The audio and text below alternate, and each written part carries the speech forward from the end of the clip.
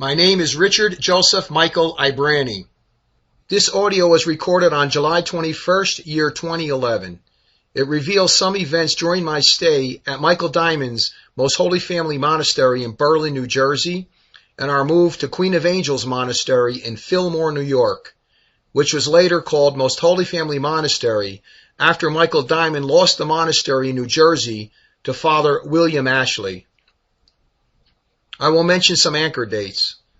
On April 4th, 1996, I entered Most Holy Family Monastery in Berlin, New Jersey. In April 1996, I did the Second Coming of Jesus Christ speech. On October 14th, 1996, we moved to the monastery in Fillmore, New York. On August 29th, 1997, I was told to leave the monastery. On September 1st, 1997, I left the monastery. Hence, I was with Michael Dimond for 1 year and 5 months. In January or February of 1999, I recorded the Strange Voices videos. Thus, 1 year and 5 months later, after I left the monastery, I finally got out the information against apostate anti-pope John Paul II and the apostate Second Vatican Council. When Brother Joseph died, there was only one person. It was me and Brother... I wasn't even in there because Brother Joseph didn't want me to come in. God killed Brother Joseph so I can do the Second Coming of Jesus Christ tape. And the long story short, he never wanted me to come back and talk again after my layman speeches. So, because he didn't do that, God struck him dead. Brother Michael's the only one alive that's in the monastery, so who does it fall to? Him, Brother Thomas. But he's got the mind of a 12-year-old. He's an imbecile, in a real sense. Older guy, but simple. So, it fell to him. And it really should have fell to him. Really. I was defending him, of course. I was with him at that time.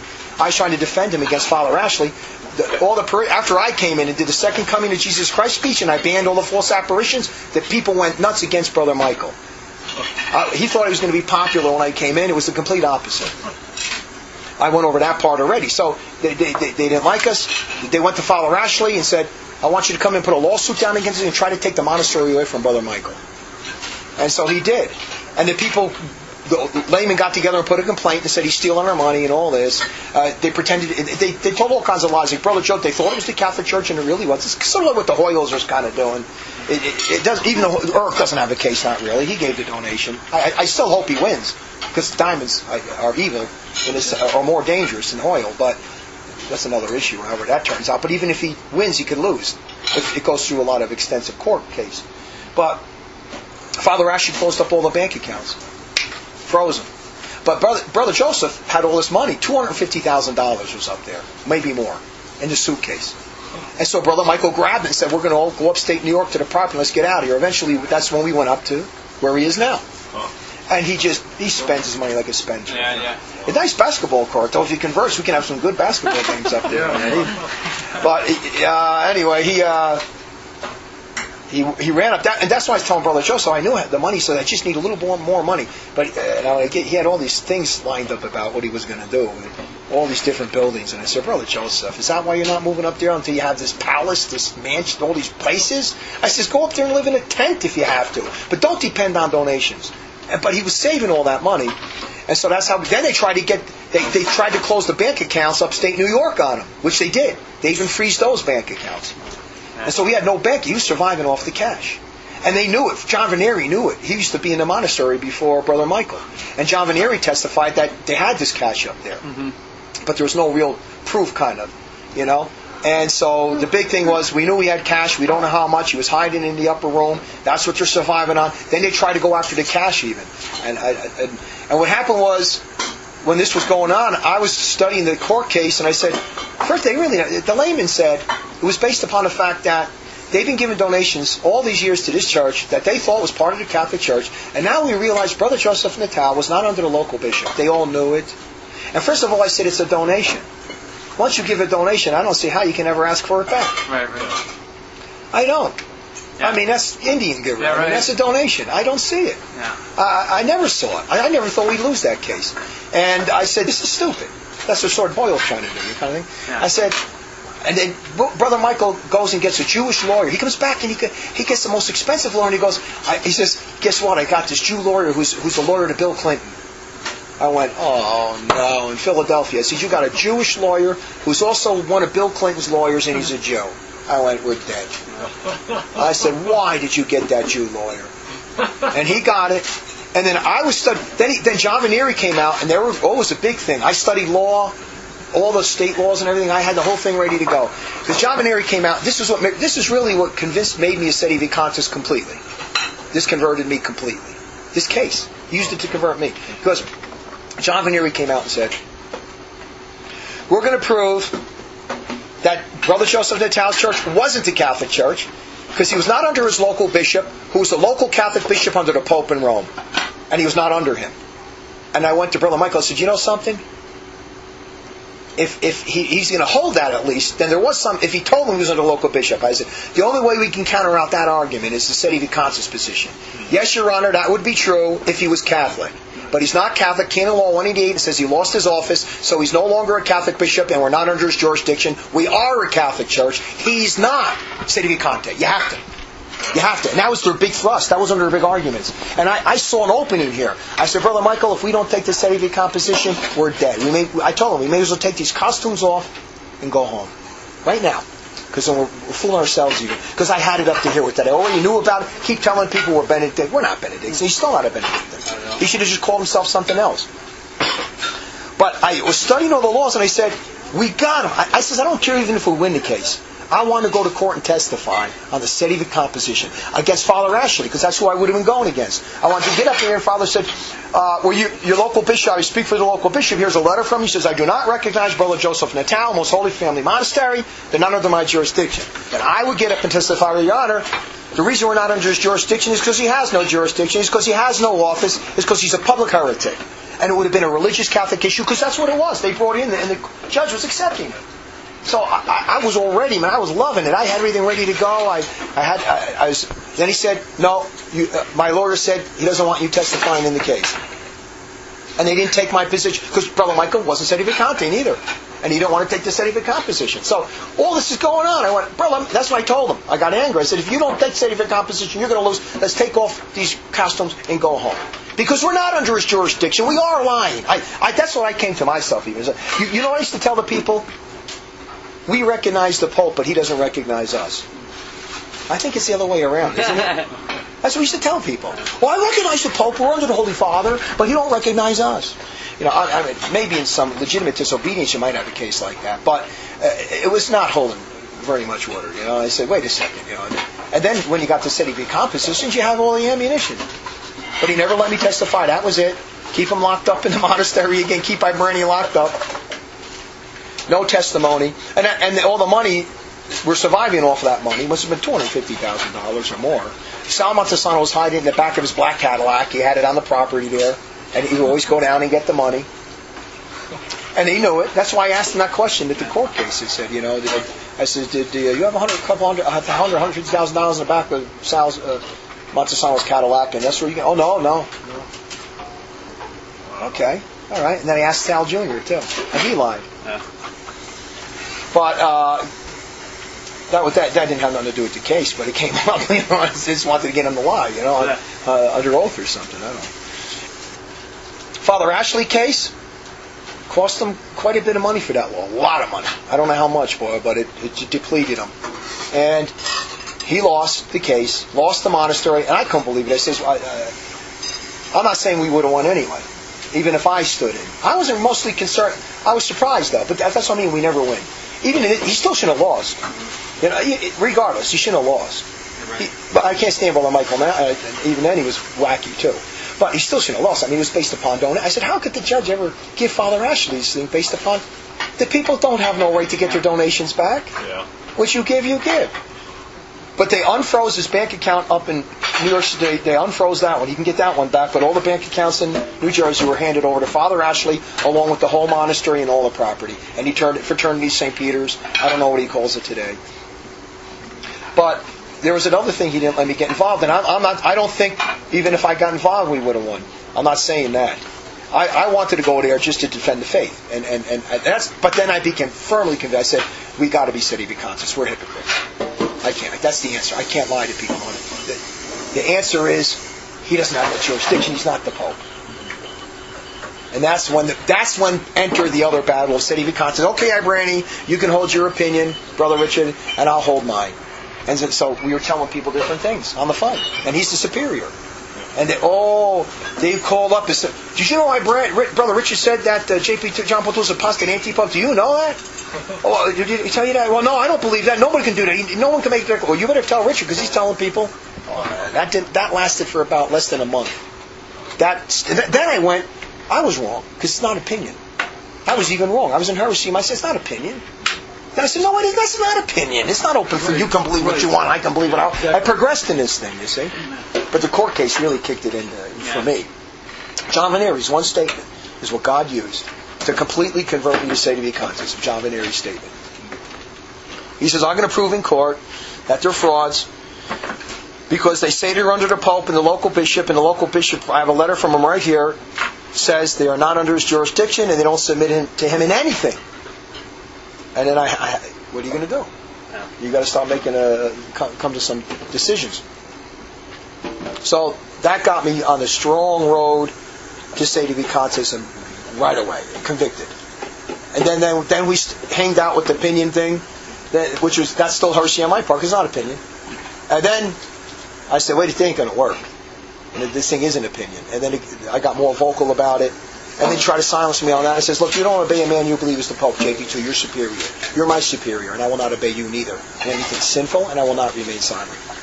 And so the whole thing before he let me go. Then he lied when he tried. I don't know what he told, but that's why I did write about that. That's on RGMI, about what happened the day when he let me go. Brother Michael is all about fame. That is it. He wants to be famous in the worst way. He would get people on the phone, Malachi Martin's anybody, to give him references. Brother Michael's Diamond is the best book I ever heard. Got to get his video. And he always tried to get them. And all these guys are on the phone saying, you better keep Ibranyi locked up because he's an anti-Semite or something. He goes against the Jews. He's a maniac. Pacify him. Don't ever let him speak again. Now, and I promised that I was going to speak to these people after my second coming, that I'm going to give you the evidence. Well, that didn't take place till I don't know how many years later. I was then kicked out of the monastery. It was mutual anyway. And I was in hiding in New Jersey for a while, till I came out to New Mexico and made the Strange Voices tape. Yeah. He's got good questions. So all the stuff there, plus he's got questions, made people want to know about these things. Yeah, I'm sure I got 1,000 more questions in there. It's just not right. Yeah, we'll have another thing at it. Oh, it is. Oh, man. I feel like I'm 1,000 years old, if anything. My eyes are bugging out. I feel like my guts have been blasted all over the place. Even today, I mean, we went through. I know. That's why I hate it. I know. That's why I hate what happened. I never win with these guys. Yeah.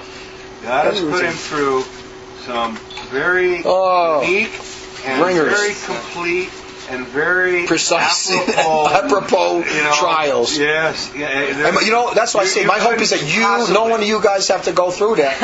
Others did, and we're not the only one. A lot of people have gone through it. I'm not the only one. But what I'm saying is, I don't want people to have to do what I did. I want them to come from point A right to Z. Yeah. Or very close. Like, I don't want you to have to find out yourself. You know what God was sort of telling me in the beginning? You said you're like a point man in a military camp. Yeah. You're the point man. Yeah. You're the one that's got to go first. You're going to get your head chopped. You're going to get smacked. You're going to get punched. And you're going to. And I said, I don't mind because that's why even now it's a military combat. Right now he's the Pope, the Cardinal, the Bishop, the priest. What else? I know you say the Bill. Accurate theologian. With a lot of help too, Beardo. Well, it's true. Will. Obviously, know you to can your help, credit, you came quick. That is it. Well, I was going to say, I had the same attitude as you. Like when I first met him, I was asking a lot of the same questions. Oh, really? Because I was when somebody makes you do. That's right. That's true. That's true. Who are you? That's right. Who are you? And then he asked me all these. He had me on the phone quite a few. But what you're saying now is important because maybe that's why we're doing this. Yeah. I think it is very important in a way that we do that. It's finally say something about it. Even what happened to you, and the whole. Get maybe a little more detail in it, because if it helps you, it's going to help other people. Right. People first need to know the frauds of the diamonds, about and the whole thing of what's going on and how it goes on and what they do, what goes on up there, what really happened, what are they like, did this happen or did that happen, Even now there's enough stuff up there, but I think maybe even these other little details. Because when I did the Fear of the Jew thing, I almost was going to get into more detail on it, but I got more into Gary Potter and the other guys. So maybe it is time to start just bringing it up. But to get these people to see get away from all this stuff. The ultimate thing, to me, is still, and that's where we've got to the Renaissance movement. And the only reason you can go back that far is once you do the right thing in God with His eyes. See, because the other thing is this: how many clown masters do you need to see? Yeah. I mean, how many do you need to see to finally give up and just say, "I like 1,001 clown masses"? How about 2,002 heresies of Benedict XV? The apostate Peter Dimond, his big claim to fame is, "I read every one of Benedict Ratman's works." What kind of a brain does he have? Yeah. What's going around in his brain? You needed to read every one of his works? Did he even go past everyone. Why? No. Everyone. Yeah. Every week he's got a heresy of the week. How many do I? And he's stuck like a broken record on this guy. And he's not going back to the Renaissance. He's not going back to the Renaissance, which is the root. And he's not living the life. He's not telling people how to be good Catholics. He's not demanding it from them. There's no pastoral care. There's no follow-up. There's no talking. There's no adjuration. There's no help. They're too busy sleeping during the day. Exactly. Yeah, right. Oh, yes. Oh, exactly. I mean, the Blessed Mother tells you at La Salette that Rome is going to be the seat of Antichrist. Amen. You're going to look at that a little carefully, aren't you? You're going to see, well, what does she mean by that exactly? And you do a little homework and you find out, there's going to be a great apostasy. What's it going to look like? That's all the time. It look like exactly what it is right now. It couldn't be any different. It has to be just the way it is right now. And now that you were bringing up the Dimond issue, I got another point I'll speak to. We got the mic on here. Hypocrisy of all hypocrisies. When I first went into the monastery, because I loved the Mass so much, even as a kid, I did. I believe. I wasn't in the church, never. Not as a kid even. I know that. Wanted to love God. God knew the motivation. But when I was in the monastery, we would have Mass every morning, 6 o'clock, I forget what time it was. And Father Clifford was there saying Mass. I'd be the altar boy. And I loved the Mass. So I was there every morning saying the Mass as his altar boy. Brother Michael Dimond would be sleeping. And he'd say, when it comes to Holy Communion, wake me up. I'd go in and wake him up for Holy Communion. He would come in, receive Holy Communion, and immediately go back to sleep again and leave the church. He did it every morning. Never attended Mass. And then he thought this guy was Catholic, though. You know what I mean? He doesn't love the Mass. Here's my point on this. I need to say this. Even a guy, Frank Conklin, would come down there, who knew Father Feeney. He was one of these, Frank Conklin, I think was his name. I might not be 100% right on the name. I let him in every morning, because we let our guys we know in. They can attend the Mass. He's a witness to what I'm saying. And other people. That Brother Michael never went to Mass. He would just receive communion and go back to bed. So every time he comes to communion, wake him up, he'd come in, receive Holy Communion, and go right back to bed. Never attend Mass. Finally, Father Clifford had it up to here with him. This is after Brother Joseph was gone even. It was just me and Brother Michael now in there. Because we were in there for a while before everything, the lawsuits and all that happened. A little bit, but enough. So I'm waking him up like that, and finally Father Clifford gets it one morning, and he goes, "I'm no longer giving you Holy Communion until you attend Mass." That was it. Goodbye, Father Clifford. Now, I didn't like Father Clifford for other reasons. He was a Marian priest, Gobiite. He had other reasons. I would have got rid of him for other reasons. I would have got rid of him for the right reason. He said this to Brother Michael, and his eyes raged. Walked out of the place, and right after Mass, called Father Clifford in. "That's it. I want you out of here. Don't you ever talk to me like that. I'm the superior in here." Where are we? And then the priest, he got all panicked. He ran in front of the altar and kneeled down in front of me. "Blessed Mother, help me. I want you out of here now." Now, I would have kicked him out for another reason. He kicked him out merely for the fact that he rebuked him for a right reason. Yeah, right. That you cannot... Now, here's Mr. Mass guy. He's the one that tells you about you always got to go to Mass. Even now he only goes in to receive, he tells you to leave. He don't love the Mass. My point on all this, he's a fat, stinking, demonic hypocrite. And I had to do exorcisms to get him out of bed. He's so possessed by demons. I did. He couldn't even get out to pray the night office. I had to go in and do several exorcisms for about 15 minutes to get him out of bed so he can stay in office. These are all things that we're telling now, and that Mass thing was what a hypocrisy. And then Father Clifford, I didn't care that he left, because I would have kicked him out for my own reasons, but that was all the wrong reason. He had such jealousies in him. He had a little dog in there even. The dog's name was a little muddy dog. I liked him though. I like all dogs. But he used to love me. He used to jump on my lap. I'd pet him. And he would get so jealous, Brother Michael, because the dog was always coming to me. And he would yell at the dog, get off his lap and come over here. And stay away from him. He would get angry. Oh, we had another kid get up there, this kid Marcus. Oh. That I need a schedule. Yeah. I think he's good too. Remind me that one. First, let's get to another guy.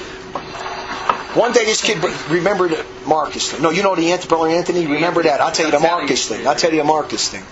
There's not one person that went to that monastery will not verify what I'm saying is 100% truth. The kid's a nutcase. Old as a shark. A nutcase. Slept all day.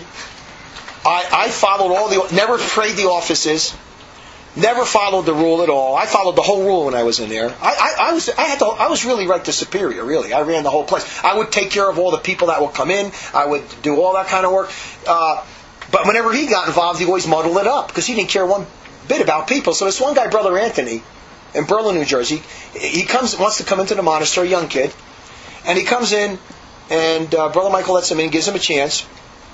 And we're in there for about a day or two, and he comes up to me and he says, Brother Richard, Brother Michael hasn't given me any work to do, and I need a schedule. I need something to do. I said, Brother Michael, Brother Anthony needs a schedule. He needs some work to do, And he says, I'm the superior. I'll take care of that. I said, well, I thought I'd let you know. Another day, he comes by and he says, Brother Richard, I need work. He didn't tell you anything to do? He says, no. He says, I need a schedule. I said, well, look, our bookstore needs to be fixed. It needs to be organized. Come into the bookstore. And I brought him to the bookstore. I showed him how to fix up the bookstore, and I gave him some work. Brother Michael comes in and he goes, did you tell Brother Anthony to clean up the bookstore? I said, yes. He says, I'm the superior. I'm the one who gives out the work. I said, well, no one's telling him what to do. The bookstore needs to be fixed. The kid's standing around all day. Somebody needs to tell him what to do. He goes, I know. I'll tell him what to do. I says, well, then do that, please. And tell him to do something and give him a schedule. I'm the one who'll do it. Fine. That's how that argument ended, right? Then we're at the dinner table. Brother Michael's sitting here. Brother Anthony's over here. I'm over here. Brother Anthony's sitting and he's looking at Brother Michael and he goes, that's it, Brother Michael. No, he goes, I need a schedule, Brother Michael. I need a schedule.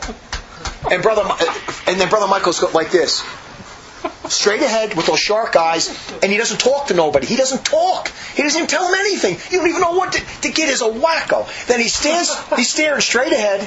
His eyes are always dilated. That's weird. I don't know. Somebody can tell you, always wide open. And he's staring straight ahead. Nothing. He goes, that's it. No, first he says, I need a schedule. I need a schedule. And he's staring like this. Nothing. And then Brother Anthony went, that's it. I'm out of here. I'm leaving. And that was the end of Brother Anthony. He's gone. Brother Anthony's gone. This kid Marcus Aurelian comes in. I forget his last name. I don't know if I have it right. He was going to either go to our place or to St. Benedict's in New Hampshire. He wanted thinking about joining. Ain't nobody joined up there very long. Where we are, anyway. I was the only one that would take them through the steps, and when they were in there anyway. So this kid Marcus comes in, and he's from Texas, and he wasn't a bad kid. I mean, he was very delicate. He had a special diet, and which is not too good for a monastery or anything, but that we wouldn't even get that far. We get in there to start, first, I'm saying all their offices. Brother Michael will usually only say the night office. Only one a day, or maybe two if you're fortunate. And then we would be in there chanting the Latin. And then both of us were chanting, and Marcus was there. So the next day Marcus comes up to me, and he says, you guys are massacring the Latin. I said, well, Marcus, I don't know Latin. I need someone to teach me. And he says, well, I can teach you. I know how to pronounce. And he taught me. He's the one who taught me how to pronounce Latin, this kid Marcus. So he taught me. I thanked him. And then he went up and told Brother Michael, that was the end of it. That was it for him. He told Brother Michael he's mangling the Latin. He doesn't know how to speak the Latin. Brother Michael went nuts. I want them out of here. I want you out of here by tomorrow. I want you out of here on the first bus. He goes, I'm not supposed to leave till Monday. My bus leaves on Monday. They're expecting me up at New Hampshire, St. Benedict's on Monday. What happens if I leave now? I don't care. I'm going to call up the phone. I want you out on the first bus in the morning. Because that already got him, but he didn't do it right away after that, although that got him real angry. He yelled at him. He said, how dare you tell me how to pronounce the Latin? But the Sede compositions were coming up, and I was starting to present. But this was happening in the background. He was one of the guys I was presenting the teachings to. Anyway, I was getting ready to give him those teachings, and then Brother Michael pulled him out of the house after the Latin dispute, because he told Brother Michael he doesn't pronounce his Latin right. Threw him into the other place, away from me. I had a package of Sede Vicant stuff to give him because I wanted him to get it before we went to the St. Benedict's there. I didn't want him to go there. And right in the morning, Brother Michael had him early morning getting ready, but I got over there real early in the morning, right before Brother Michael, and gave him the package. So he got the package. And he hustled this kid out in the most rude. So right in the morning, get him out, drove him, you're out of here. And all because he told him he doesn't know how to pronounce his Latin. So full of pride. You ain't never. This kid deserves a beating.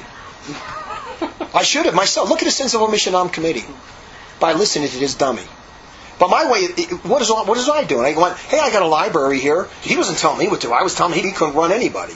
When he came to that, I had to run the other thing I'll tell you about, just which has to do with the when we're going through that court case on the Sede composition. I was coming around to the Sede composition. I had a dream. And the dream was, I was rebuking Brother Michael in the kitchen. I said to him, much is given, much is expected. And if you don't speak up, if you commit sins of omission, then God will punish you and destroy you. And I was rebuking him really big in the kitchen. I woke up from the dream and I said, boy, is that going to really happen? Maybe, I don't know, I hope not. What's going to happen? Well, about a couple months later, not even maybe 2-3 months later, we were already brewing over the Sede Vicant stuff, position. And he knew I was reading the stuff from the library. So he got the stuff, took it away from my room, and he hid it back down in the basement again. He took it away. And he kept trying to hide it from me, the Sede Vicant teachings.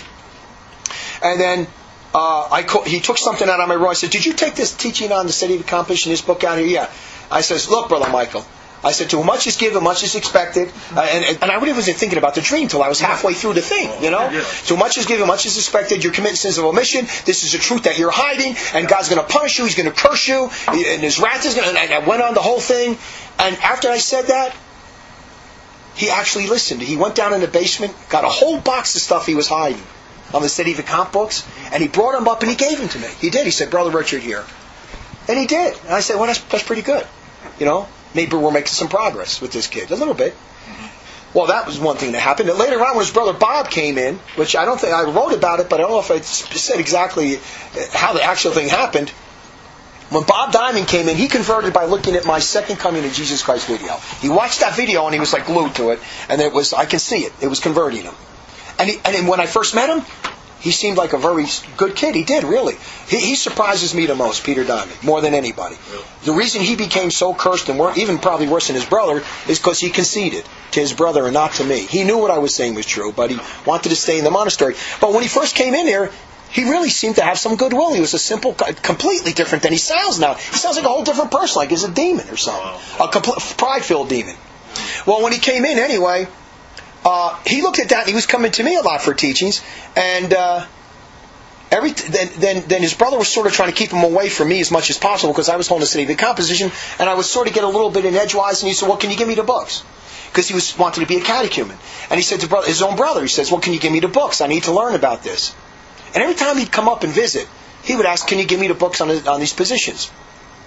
Sede Vicant positions and the traditionalist teachings and all the dogmas, especially on the Sede Vicant positions and all that. He says, and then he came up once, and his brother's not giving him any books. He doesn't want him to learn these positions. So he comes up one time, and we're in the living room, and he comes up and says, Brother Michael, he says, I need to learn.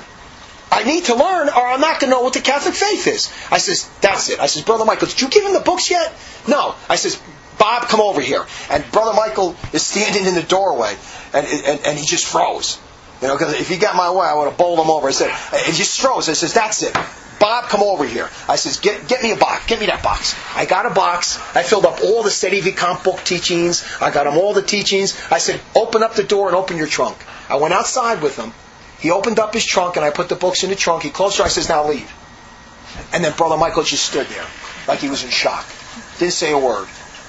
And that's when Bob Dimond came back and then believed the Sede and Co position. And his brother was, whoa, he was then he was outnumbered now. Now his own brother is holding it. I held it. The Pollocks were on the, Pat Pollock and Bill Tucci were on the line. He got it like 3 ways. That's what it really did on one phone conversation. He was on the line with Pat Pollock and Bill Tucci talking about it. His own brother told him, hey, he can't be the Pope. I'm saying he can't be the Pope. And then all of a sudden, we're all 3 getting him. And then he's on the phone talking to the Pope. He says, that's it. I don't want to hear from none of you anymore. Nobody can make a declaration. Nobody can judge the Pope. And that was it. That was it for me. That's when the decision was that I'm gone. At that moment, because of that happened there. Yeah. And it was happening to Bob. And Bob kept fighting him a little, and then Bob left. I was left there alone. And then the axe was ready to come down on me. But that's not why he told me he was going to let me go. That wasn't the reason he used. But it was the day that happened. It was the St. John the Baptist, the beheading of St. John the Baptist is when he told me that you got to leave and all that. But I knew something was up. Because he already told me that he said, that's it. And Brother Richard, you're restricted to your room. I don't want you talking to nobody anymore. And then nobody could talk to me for a while. That was a little bit, I knew something was brewing.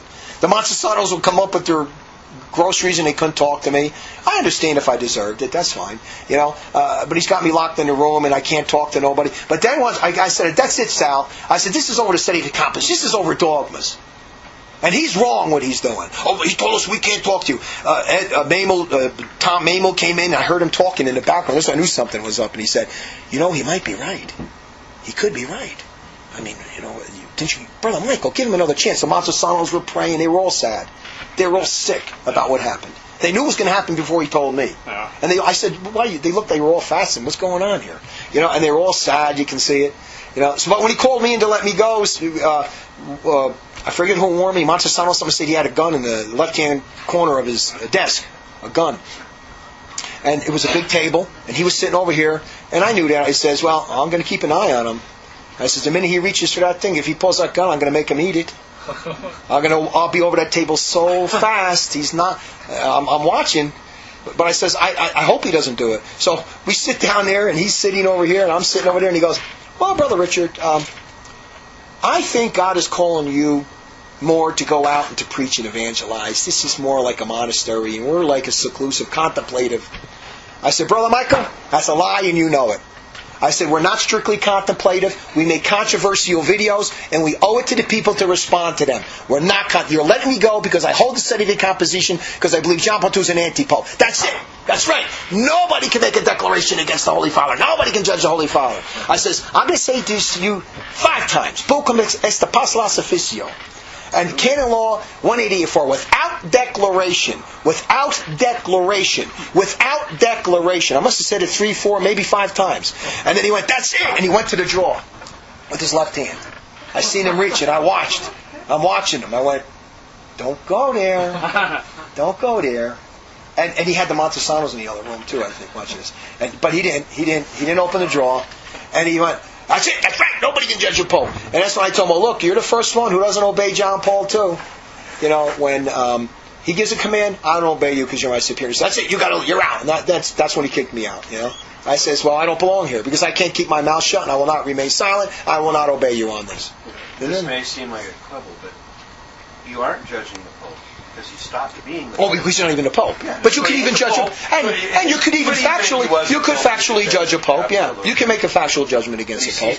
Oh, that's a good point. He's bringing up, and which you can make easy. If a Pope commits adultery, that's a factual judgment.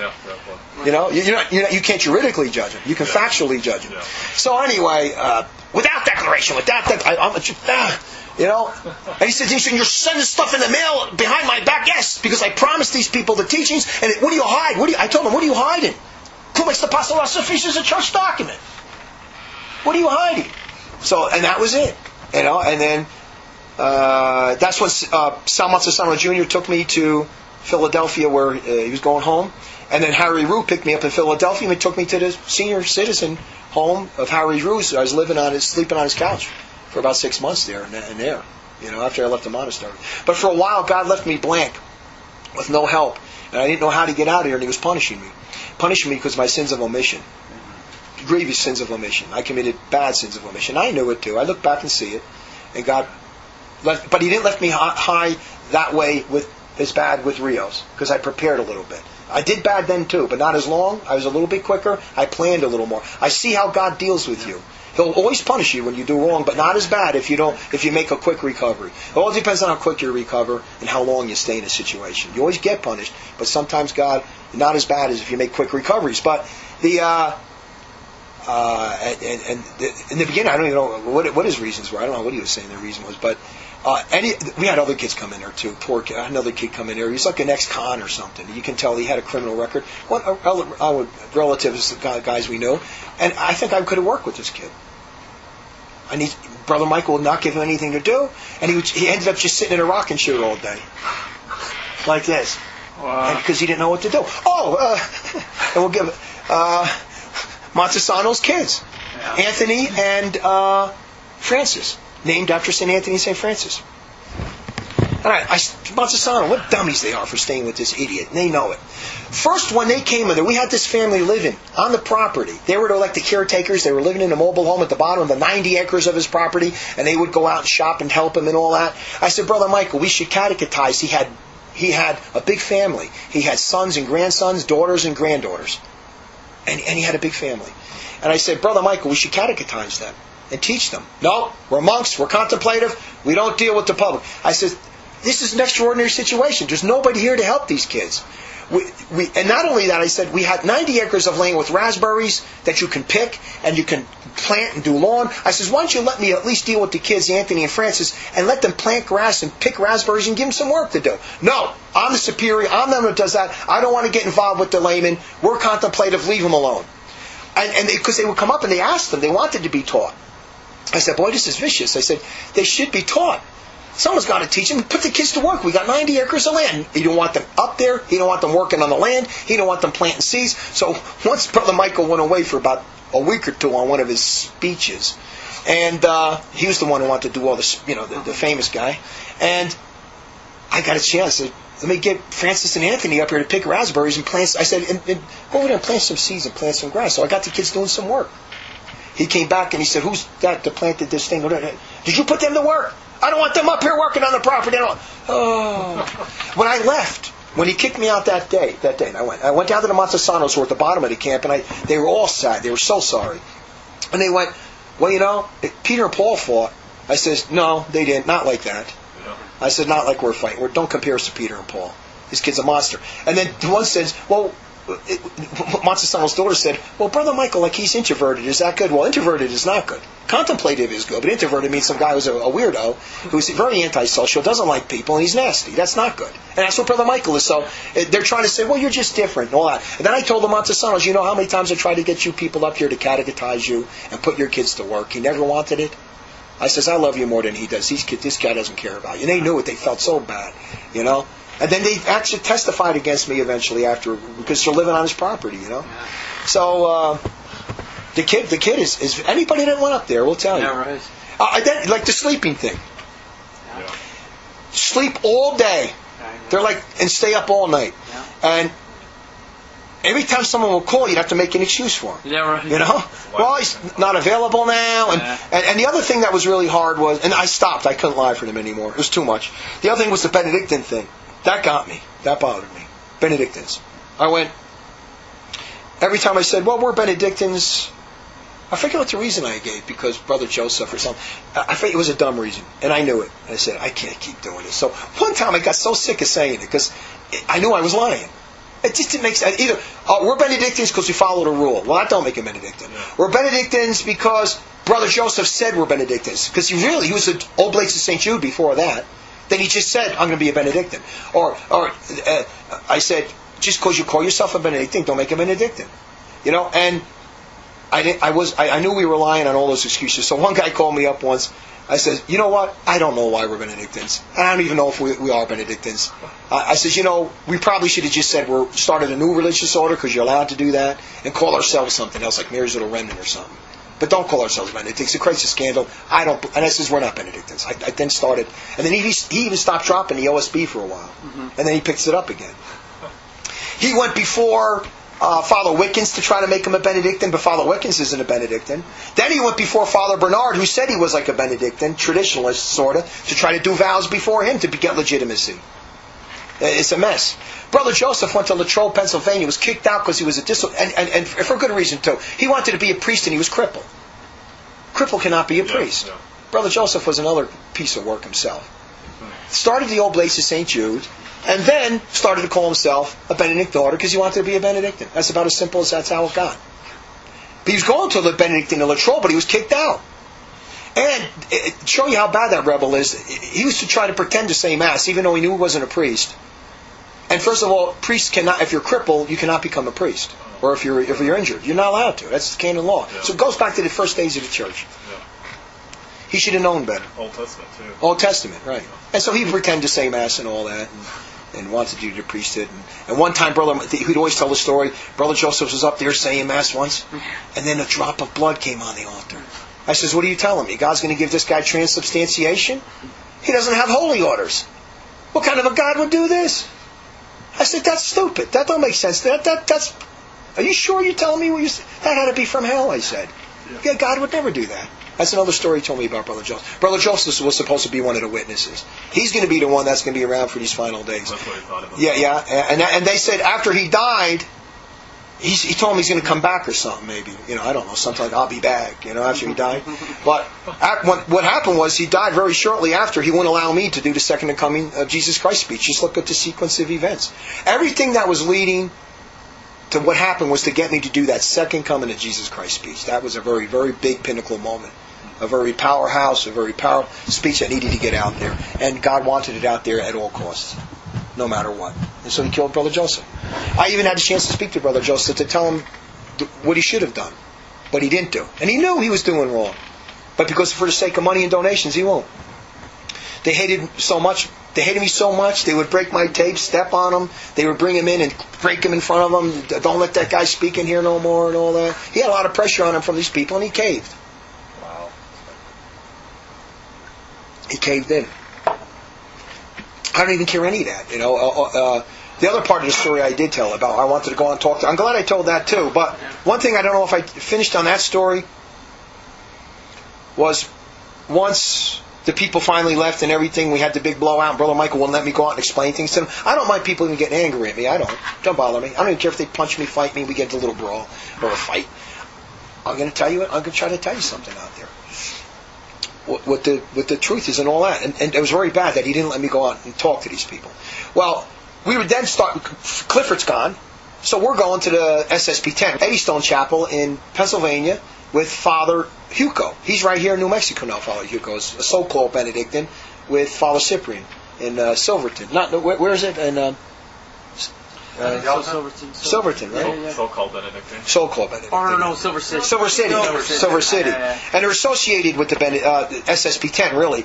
But anyway, we went out there to Mass. To go to Mass, we're sitting amongst the laymen and enter my experience with the SSP-10. That's how I got into conflicts with them. That's a long story, which maybe we'll tell it right now. Sort of involves it, that little part. So we went in there, and the first week we come out, and Father Hugo calls me over. And some of the people saw my second coming tape, and they went, good, congratulations, Richard, I agree with you. Why are you whispering? Oh, I agree, I think Rome's going to fall. Oh, well, we're not allowed to talk about this. The priest doesn't. Well, we're trying to get the priest to show your tape here. And I was shocked. They said, well, why doesn't he like it? Why wouldn't he?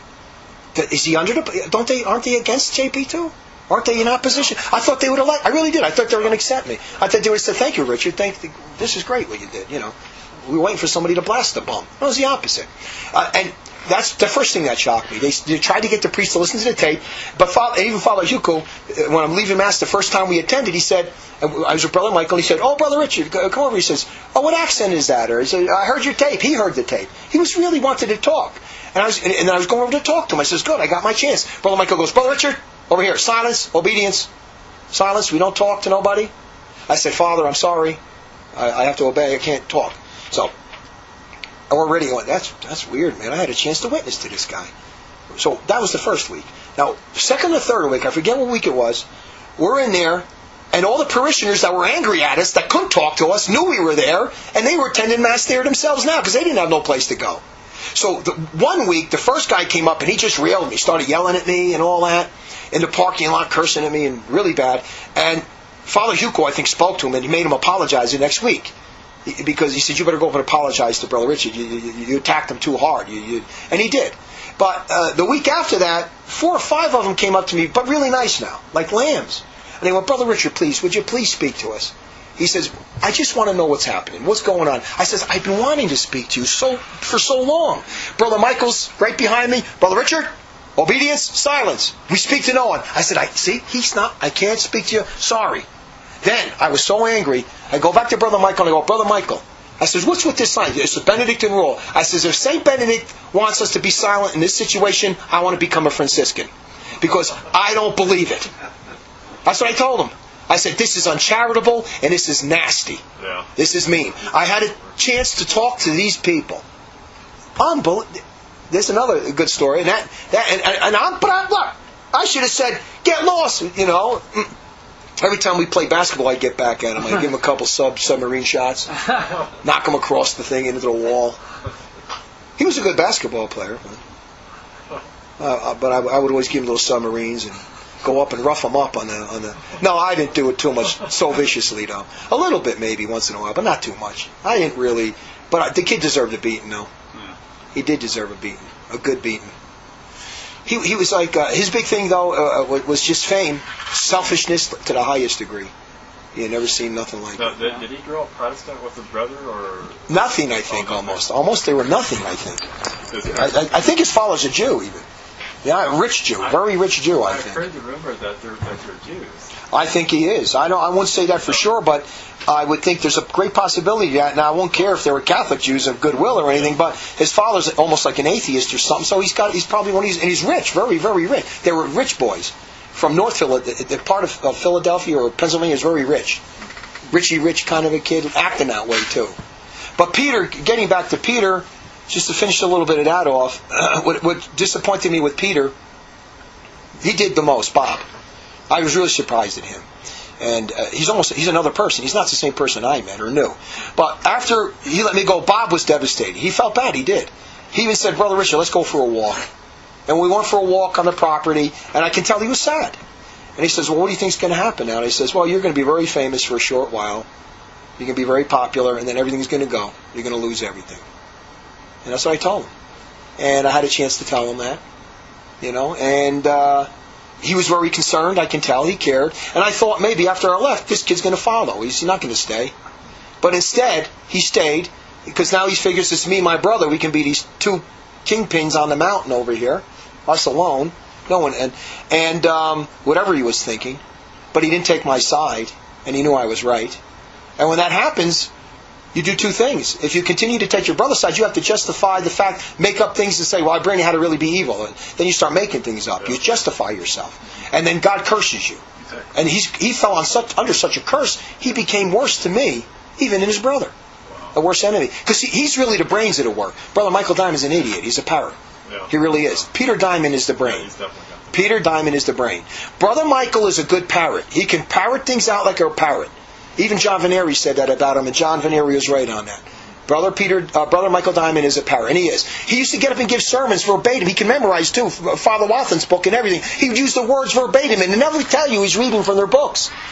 And it sounds like he's saying it. But if ever you sat down and debated him or spoke to him, you'd see he's stupid.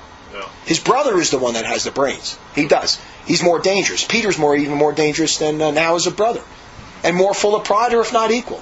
Because he became just like his brother. They both sound the same now. Yeah, I hear it in his voice. He's got a very cold, cutting voice. Well, it is. They're vicious.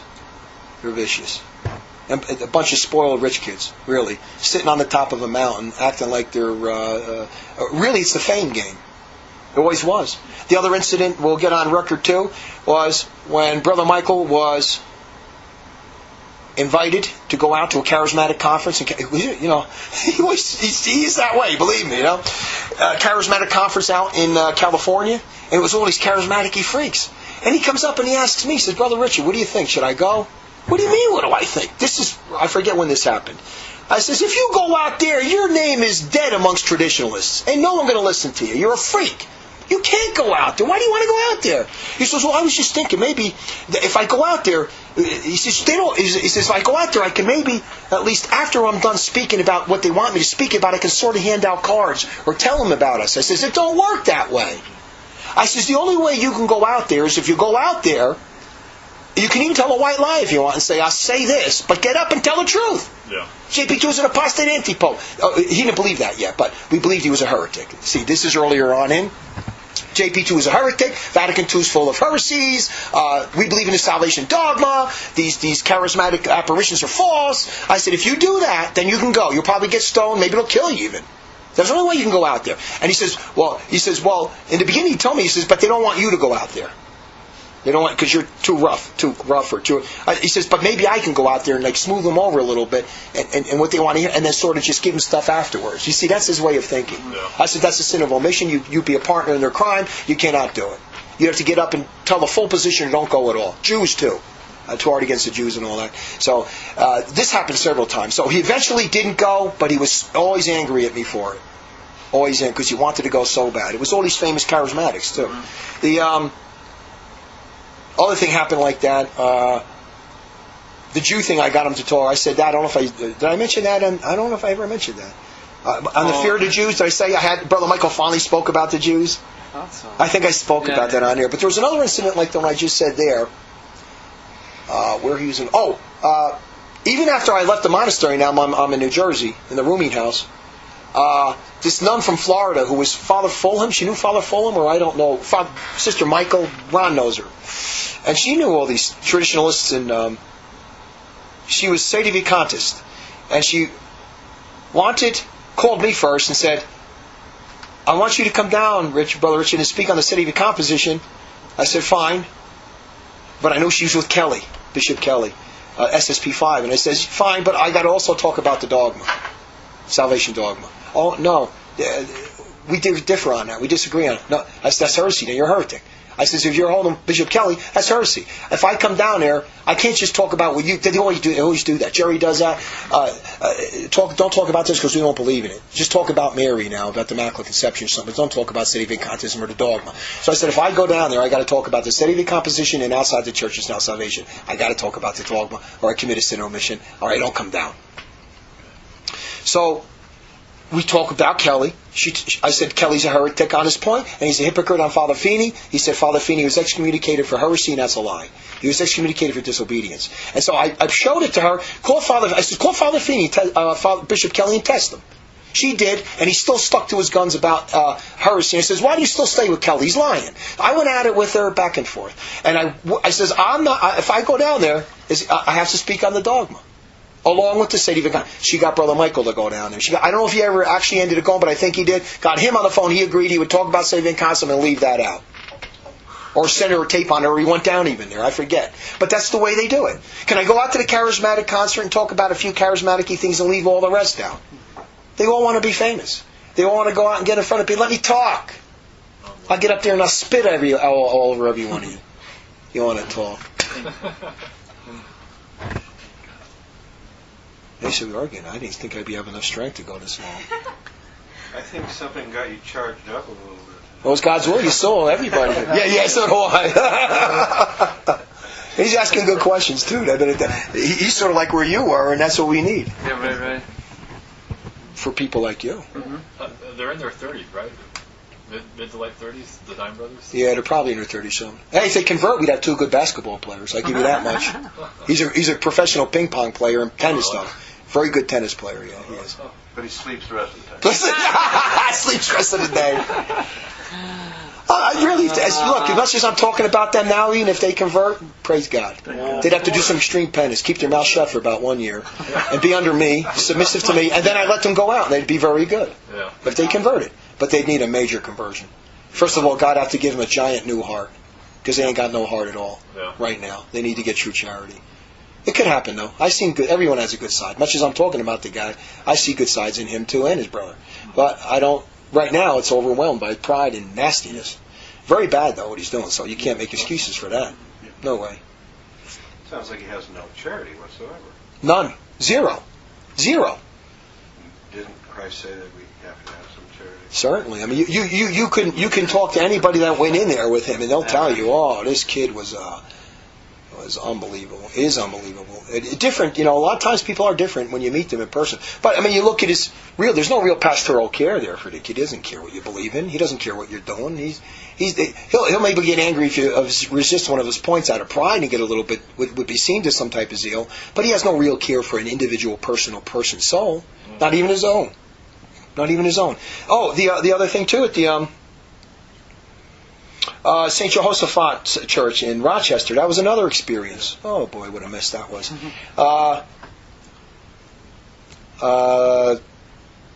We went there, and eventually his thing was too, it was to go there as late as possible, it's typical, and then almost for communion and leave.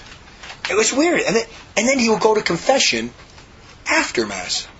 Yeah, right. I never heard of anybody that did that. And he would receive communion. Yeah. And he would receive communion. I know. But the priest, the so-called, after Mass he would go to confession. He received too. That's the opposite way. It's weird. And if it's a venial sin, that's pride. Don't bother the priest. You know what I mean? If it's a mortal sin, I think he did it the wrong way around. Yeah. And anyway, the kid is a weirdo. He's a freak. Yeah, he is. Anyway, the 1 week I got a chance, the Orthodox, whatever, they were UNEA, so-called Catholic under the Pope, but they were heretics, wanted to talk to me. Again, he came up to me, I went to talk to him, I got to talk to him just for about 3 minutes. Brother Richard, that was it for him. And couldn't talk to him. But that whole situation there was another, it was a beautiful Mass, but they were heretics. Everyone. What does he do when he goes in there? He goes in and he leaves. That's when I wrote things. I said, look, there's real live people in there. You can just open your mouth and talk to them what they believe in. The minute you find out they're all believing in heresy, then that's what Peter Dimond was trying to say. It's the Catholic Church. Yeah, first of all, he's telling people don't give it donations. Yeah, he's right. running in and running out. Yeah. Well, if it's a Catholic Church and you say don't give donations, that's heresy. Or don't give tithes. What's wrong with you? That's heresy. If the priest is a heretic, the people are heretics, but the church is a Catholic church. I wrote sufficiently well enough on that. Peter Dimond's a big idiot too, full of pride. How many times did I tell him the answers about the obligation to profess faith and sins of omission? He kept denying that. He wouldn't even address it. But the way I looked at this, there was always putting obstacles of people who always wanted to interrupt my mission. It's always somebody's trying to put their 2 cents in and shut me up, push me off to the side. Discredit me, character assassinate, step in and take the place maybe of the big shot. I don't know what it is. And all I'm trying to do is go out there and tell the truth. But the Dimer brothers are uniquely, out of a lot of the people I've seen, they got an immense amount of uncharity and pride. Very, very bad. Other ones have other problems too. They're very sick individuals. If you ever met them. A particular interest in countering anything that you do. Oh yes, it's the devil. You know what's amazing? They probably became one of my worst enemies. Probably of people that were coming close to the truth. But I say enemy. Maybe we're doing this tape to help some other people too. I never read that. I don't know about that other guy even. What's his name? Landry guy. Oh yeah. I never read that article he wrote about me. Maybe one day I'll do something about. I was just thinking of him. I don't feel like if I try to respond to everybody, I'll be here until Kingdom Come. Certain things you do need to respond to. Maybe I maybe need to respond to this thing, but I never read it yet.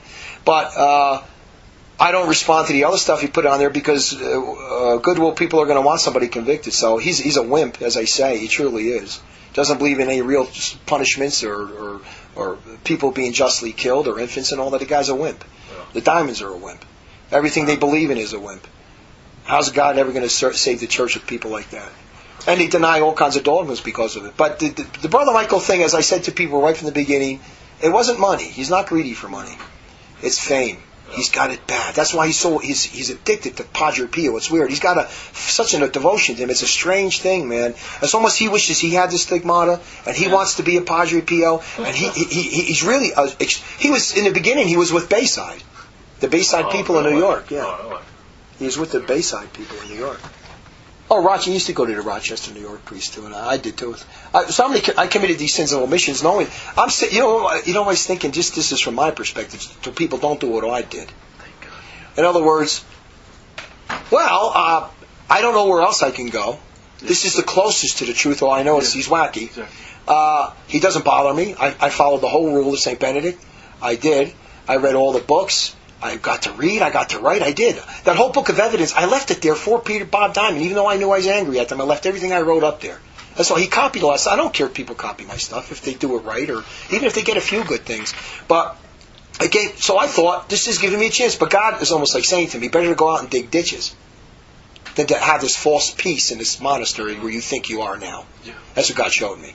And He did. I had to go out and work as an optician a year after that. That was my punishment. God consistently would punish me every time I did something like that. And He would say, that's for you're staying up here. And because then I thought because I wanted to be like a monk even, like a hermit, not even talking to people. You get so used to that life. But it's God, when God says, at what price? At what price? At what price? Better to go out and shovel horse crap than to every day, 8 hours a day, and go home, than to stay in a monastery like that. But that's my thinking. I got nowhere else to go. I can pray. I got the books. I'm writing. God must be pleased with this. Oh no, that is not the right way. If I obeyed God completely and got out of here really quick, things would have happened quicker and easier for me. They would have. I'm just warning people, don't fool yourself and thinking, well, at least I got the books. Where else would I have gotten them? Believe me, you would have gotten a lot better in a lot different way. You don't need to commit sin. It's an obstacle. Thank God I got out of it. But those are the excuses you make for yourself. That's what I was doing. I said I got nowhere else to go. I love the religious life. I can pray up here. I can study. And I didn't like the world. And then when I left the monastery and I was left, I felt like a fish out of water. I really did. On the way back, I felt like, oh man, I felt like a fish out of water. Yeah. That's all I can explain. I got to go back in this world again. But then after I started doing it, even then, like I am now, I said, thank God. Because now I'm free at least. Because you're a prisoner when you're under that mentality. Because you got to commit sins of omission. You're going to keep your mouth shut. Look what stuff I'm telling you that I allowed to happen. I rebuked the kid. A lot of stuff was going on in the background. Sometimes he'd listen. Sometimes he won't. Sometimes he would get worse. But the whole thing was really about making his thing his fame. And that's all it's about. I don't know. I should tell the thing about the playing the cards, the canasta. I believe this kid's possessed. There's other reasons I got. That's just one of them, though. But in the morning, I like recreating at night. That's when I recreate. I play war games in the night. But he'd have us right after Mass in the morning, after breakfast, go out and playing canasta. And me, Mickey Galliano, and him. And Father Wathen was there one weekend and saw him. Father Wathen, trying to be polite, he said, well, there's nothing wrong with recreation. He should have really said, yeah, but 10 o'clock in the morning you're playing canasta? And I had to play canasta with them a couple mornings. He was doing this for a while. I went, okay, I'll substitute this for my recreation, and at night I won't recreate. So I tried to shift the hours, but it's a weird hour for me. That's the hour I do all my studying and spiritual work. And it was cutting into my stuff, but I obeyed. We're playing canasta. I would have played canasta at nighttime with him. But here he's doing it in the daytime. But that's not the point I'm going to make here. We're playing the game, and he was so serious about the game, it was like life and death. He tore the cards down like that. He'd take the cards like that. And then every time he would go into the bathroom, he would go in there for a while and then come back, and he would win uncanny. You would never see such cards. Mickey Galliano will look at us, and after about the third or fourth day, you went, do you notice every time he goes into the bathroom and comes back, he starts pulling cards like you've never seen? Not even a casino. But it's not the only time he did that. He did a lot of stuff like that. This kid, I really believe, is in direct communication with the devil. And the devil is giving him power. It's not just because of the card game. Other things I told you I had to do to get him up out of bed. And his eyes are always dilated. But this, I mention it because I played a lot of cards. I know when you have probabilities. This was straight out of hell.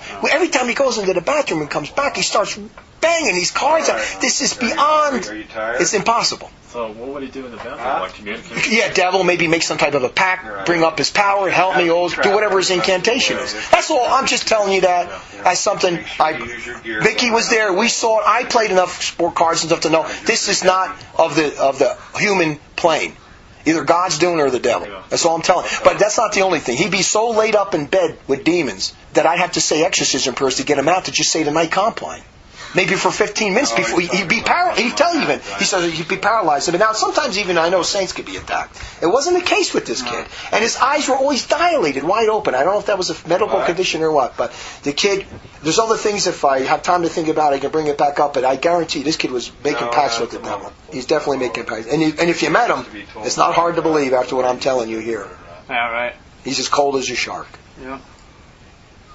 But there's another side to him that is good. I saw it.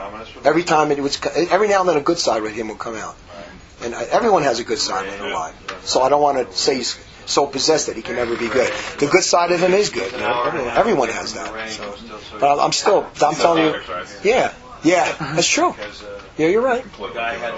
Oh, yeah, except for Antichrist. Well, there's other things. But anybody who knows that's not normal. And it was 3-4 days in a row. Mickey and I kept saying, "What is he doing when he goes in here? This is diabolical." Or we said, "Or this is some weird." And then he would come out, and when you play cards, he'd throw the card, and he'd look at you, and he throws the card down, and he would take the card. And he would go like this. He would go like that. And you go like, "Whoa, this is a card game, man. Take it easy." Yeah. Oh yeah, well, I mean, like vicious, you know, kind of strange kid. Yeah. Was he in the bathroom for a long time, or Not too long. Oh. But long enough to do whatever he did to come back, and then he gets this whatever he's doing here with the cards. Oh yeah, and he'd even tell you. He'd tell you. He'd be paralyzed in bed and ask me to pray for him to try to get him out of bed. But he thought it was Padre Pio. He's being persecuted. You know, the Job thing. Yeah, right. Now sometimes it is the Job thing, but with him, believe me, it wasn't. Yeah, right. It was straight out of hell. Yeah. What a battle, you know. You don't know who's they're all evil, you know. Then the Father Ashley group and the Howard Walsh group and all that. You must have met basically every traditionalist priest in the country. Oh, That's yeah. what it sounds like. Oh, yeah. That's what he said. It's strange the way God put me in these positions. I know in the beginning, too, that these priests knew something was happening with me, but one guy even told me, "Yeah, we know that there's signs there, but we don't know if it's from the devil or from God." And I said, "Well, I agree. I wouldn't trust anything, but you've seen something. Something's up. Something's happening." Because they were paying attention. God was giving some type of signs. You know, even my mother said at one time that you're going to have some type of mission or something you're going to be called to do. And I think even some of these younger priests must have known it. I don't know everything that's going on in the background, but I know when God first called me and all hell broke loose. That's another story. We'll be here for 10 years on that one. That does require another telling. You know what I mean? That one. Yeah. When I was attacked by every devil in hell, you know, and the guardian angel saying, you know, and now it all begins. People are coming and asking me all questions. I had Jews asking me about the Messiah from Brooklyn and stuff. I don't even know, what are you asking me for? I had one Jewish woman come in and ask me, is the Messiah going to be a chauvinist? Or like a macho who's a feminist, you know? And I said, what is she asking me about the Messiah for? Jews coming in and asking me questions from Brooklyn. I mean, what did they know? You know, I don't know. There's a lot of stuff that was going on I didn't even know. I don't even know. And I don't care. If God wants me to let him know, he will. That's when I was back in New Jersey before everything, you know, when it all began. That's when God first called me. This recording was produced by Mary's Little Remnant, 302 East Joffrey Street, Truth or Consequences, New Mexico, 87901-2878, and can be accessed on my St. John the Baptist website at www.johnthebaptist.us.